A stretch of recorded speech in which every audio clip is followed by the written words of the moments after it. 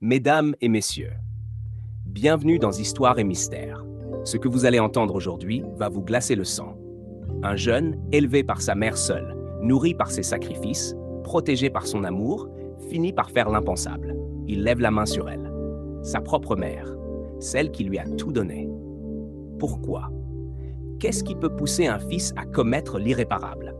Est-ce la rue, les mauvaises fréquentations, ou quelque chose de plus sombre, de plus profond, un mal enraciné? Installez-vous bien parce que ce soir, on plonge dans une histoire vraie, choquante, mystérieuse. Une tragédie qui soulève des questions sur la violence, la famille et les limites humaines.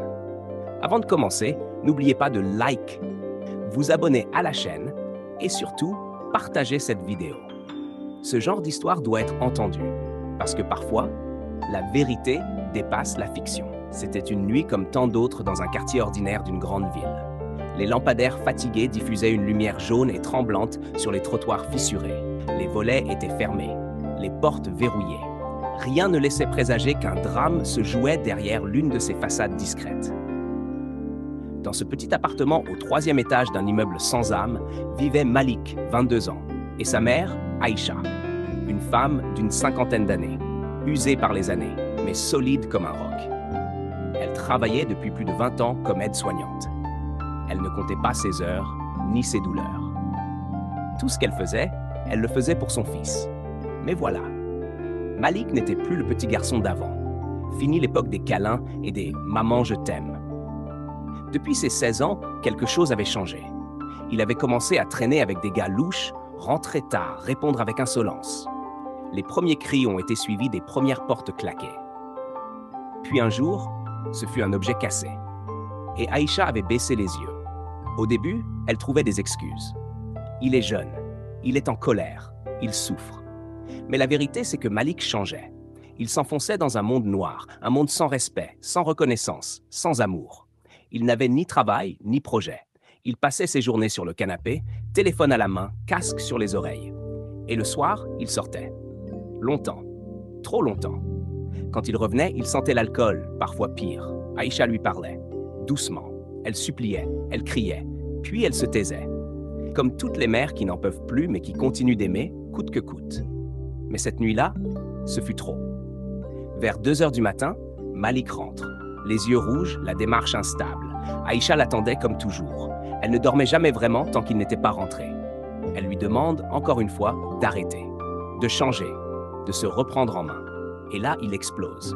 Il hurle, il l'insulte, il frappe sur la table. Et soudain, sa main part. Une claque. Violente, sèche, incompréhensible.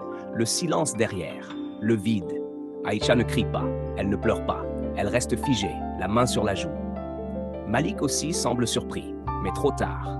Le geste a été fait, la ligne a été franchie. Il a levé la main sur sa mère. Un mur s'est effondré, une barrière sacrée a été brisée. Il ne s'agit plus d'un simple conflit mère-fils. Il s'agit d'une trahison, d'un acte irréversible. Mais ce que Malik ne sait pas encore, c'est que ce geste va déclencher une série d'événements qui vont bouleverser sa vie. Car derrière ce drame familial se cachent des secrets enfouis, des blessures anciennes, et peut-être une vérité bien plus sombre que ce qu'il croit. Le lendemain matin, la lumière du jour filtre à travers les volets fermés. L'appartement est silencieux, trop silencieux. Pas même le son du robinet qui goutte, ni celui des talons d'Aïcha sur le carrelage. Malik se réveille sur le canapé, encore habillé, le regard vide.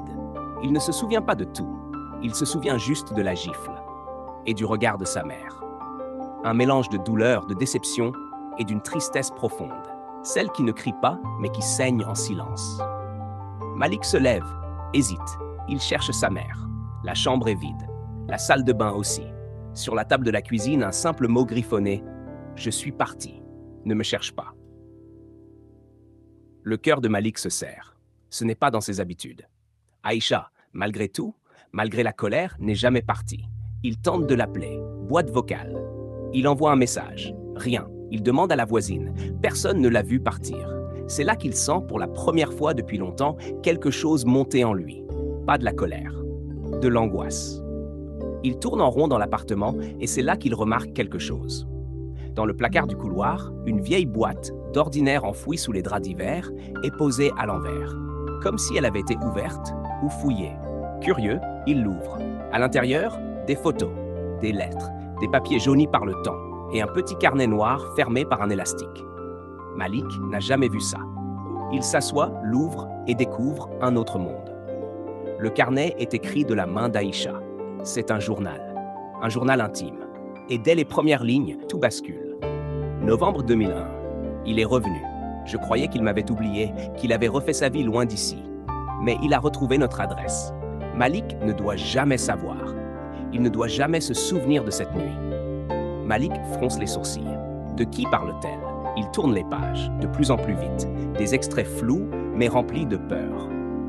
Il m'avait menacé. Il disait que si je parlais, il reviendrait pour prendre Malik. Je ne pouvais pas alerter la police. Personne ne m'aurait cru. Il portait un uniforme. J'ai dû fuir, changer de quartier, changer de nom. Malik avait 2 ans. Il ne se souvient de rien. Un frisson glacé parcourt l'échine de Malik. Toute sa vie, il avait cru que son père les avait abandonnés, qu'il n'avait jamais voulu lui. Aïcha n'en parlait jamais. Et si ce n'était pas un simple abandon? Et si, derrière le silence de sa mère, se cachait une vérité beaucoup plus dangereuse? Il referme le carnet, le cœur battant. Et soudain, tout devient clair. Ce n'est pas une simple fugue. Sa mère a disparu. Et quelqu'un pourrait bien l'avoir retrouvée. Les jours passent, mais Aïcha reste introuvable. Aucune trace, aucun appel, aucune activité sur son compte bancaire. Malik, lui, ne dort plus. Il relit chaque mot du journal. Chaque page est un coup de poignard. Ce n'est plus seulement sa mère qu'il cherche. C'est la vérité. Il décide de reprendre les choses depuis le début. Première étape, le journal intime. Il y découvre un nom écrit à moitié effacé, entouré d'un trait rageur. Yanis B. Pas de prénom entier, pas de lieu précis, juste une date, décembre 2001. Et une mention étrange. L'homme au blouson de cuir noir, toujours garé en bas. Il regarde, il attend. Malik commence à questionner des souvenirs. Des flashs d'enfance, flous mais persistants. Des cauchemars qu'il pensait anodins. Un homme dans une voiture sombre qu'il appelait doucement en bas de l'école. Des cris, une porte claquée, sa mère en larmes. Il décide de retourner dans l'ancien quartier, là où il a passé ses premières années. Une barre d'immeubles grises, oubliée, rongée par le temps et les regrets. Il y retrouve tonton Rachid, un ancien voisin. Toujours assis au café d'en bas. Tu ressembles à ta mère, mais t'as ses yeux quand elle était en colère. Rachid n'a pas tout oublié. Il parle à demi-mot, comme s'il avait peur que les murs écoutent. Ta mère, c'était une bonne femme, discrète, mais en 2001, elle a changé. Elle regardait toujours derrière elle, et toi, tu pleurais souvent la nuit. Malik lui parle du nom Yanis B. Rachid pâlit. Fils, t'as pas envie de creuser ça. Yanis, c'était pas un type du quartier. Il venait de l'autre côté, du côté des uniformes. Un flic? Rachid hoche la tête, lentement. Pas n'importe lequel. Un gars mêlé à des sales affaires. On disait qu'il gérait des trucs illégaux, mais personne n'osait parler. Quand ta mère est partie, on a compris qu'elle fuyait quelque chose. Quelqu'un. Le sang de Malik se glace. Un flic. Son père? Un homme dangereux? Et maintenant, Aïcha a disparu. Il sent qu'il n'est plus seulement dans une enquête, il est dans une chasse, et il ne sait pas encore s'il est le chasseur ou la proie. Ce soir-là, en rentrant chez lui, Malik sent qu'il n'est plus seul. Une voiture est garée en bas de son immeuble. Moteur éteint. Vitre teintée. Un homme fume lentement, sans bouger. Blouson de cuir noir. Comme dans le carnet. Le cœur de Malik s'accélère. Il monte vite sans se retourner, mais il le sait maintenant. Ce n'est pas un hasard. Quelqu'un le surveille. Quelqu'un sait qu'il fouille le passé. Et ce passé n'a pas envie d'être réveillé. Malik n'a presque pas dormi. Toute la nuit, il a observé par la fenêtre. La voiture est restée là. L'homme aussi. Immobile, comme une ombre. Et au petit matin, il n'était plus là. Mais Malik le sait. Ce genre de silence, c'est pas du calme. C'est de la menace. Il retourne au carnet.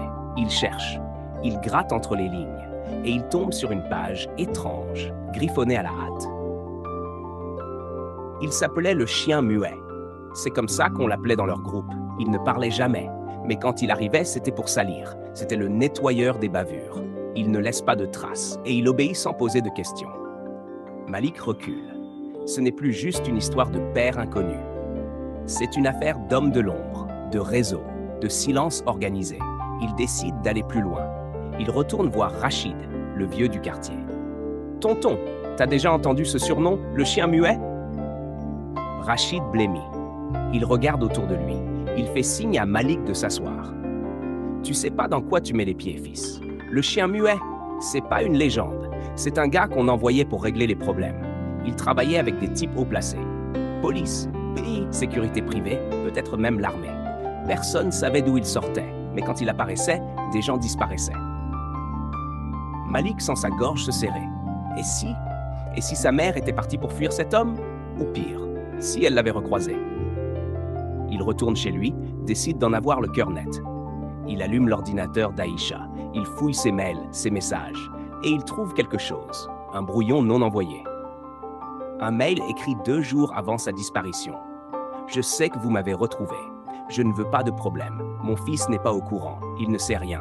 Je vous en supplie, laissez-le en dehors de ça. S'il vous faut moi, prenez-moi. Mais ne touchez pas à Malik. » Il reste figé. Sa mère savait. Elle savait qu'il reviendrait. Et elle s'est sacrifiée pour lui. Mais qui il et que veulent-ils vraiment? Alors, il prend une décision. Assez de peur, assez de silence. Il ressort dans la nuit. Il retourne au même endroit. Il s'approche lentement. Et là, garé dans l'ombre, la même voiture. L'homme est là. Il sort. Grand, rasé de près, veste noire, visage fermé. Aucun mot, juste un regard, froid, vide. Malik le fixe. « Je sais qui vous êtes. » L'homme penche la tête, puis il sourit, froidement. « Non, Malik, tu ne sais rien, mais tu vas apprendre. Et crois-moi, tu ne vas pas aimer ce que tu vas découvrir. » Malik n'a pas bougé. L'homme face à lui, celui qu'on appelle le chien muet, vient de prononcer ces mots comme une menace, ou pire, comme une promesse. Tu ne vas pas aimer ce que tu vas découvrir. Mais Malik n'a plus peur. Quelque chose en lui s'est réveillé, une force née du choc, de la culpabilité, de l'amour perdu. Il suit l'homme, il monte dans la voiture. Pas un mot échangé, juste la radio allumée, grésillante. Il roule loin, en périphérie. Un ancien entrepôt abandonné. À l'intérieur, une seule chaise et un dossier. Sur la couverture, Affaire B, dossier classé, accès restreint. Et une photo agrafée, Aïcha. Le chien muet parle enfin calmement. Elle a tout fait pour te protéger. Mais elle savait trop de choses. En 2001, ton père n'était pas juste un homme violent. C'était un agent infiltré. Il faisait partie d'un réseau qui contrôlait des opérations illégales. Trafic, extorsion, disparition couverte par des hauts gradés. Et Aïcha, elle a vu quelque chose qu'elle n'aurait pas dû voir. Malik serre les poings. Elle est morte? L'homme le fixe, silencieux, puis hoche la tête. Elle s'est livrée, pour t'épargner. Elle savait qu'il reviendrait tôt ou tard. Malik sent tout s'effondrer. Il tombe à genoux. Mais l'homme n'a pas fini. Tu ne portes pas son nom pour rien. Ton vrai nom, c'est Malik Ben Yanis. Tu es le fils de l'homme qu'on a effacé. Et maintenant que tu sais, ils viendront pour toi aussi. Héritier de l'ombre. 2 mois plus tard, Malik a tout quitté. L'appartement, la ville, l'ancienne vie.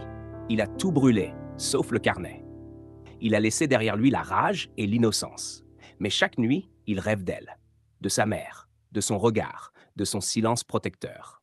Il sait maintenant que le passé est une cage et que certains noms ne doivent jamais être prononcés à voix haute.